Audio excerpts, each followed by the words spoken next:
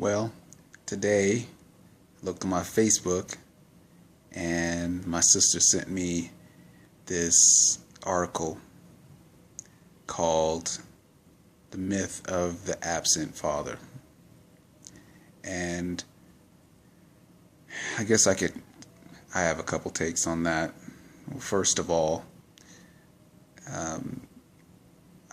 the media, they spend a lot of money, a lot of effort in putting out opinions to get more readers.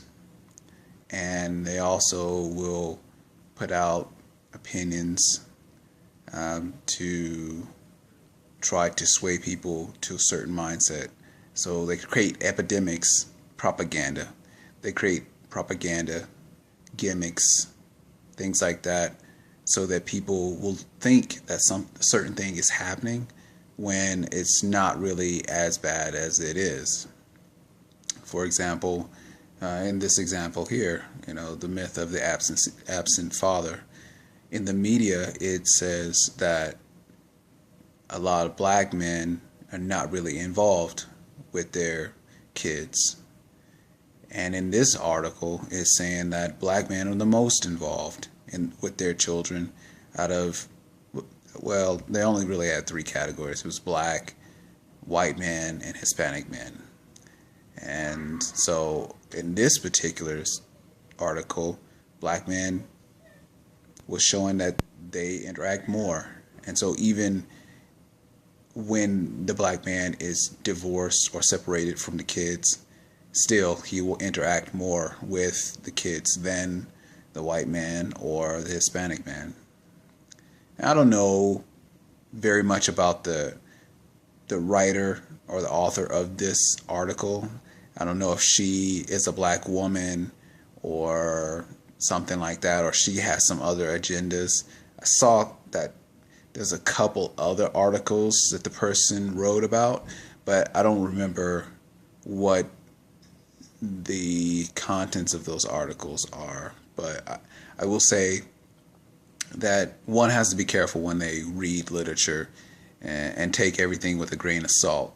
While I am glad that someone said something that was great about black men and everything, I still think that there's a lot of work that needs to be done just as men and how they interact with their children in general, and I don't, and splitting it up by races and who does this, and it's just another notch in somebody's belt saying, oh well, this thing says a black man or blah blah blah, and so now, someone can have some fodder, and it's nice when someone can get up and say something like that to prove another point down the line.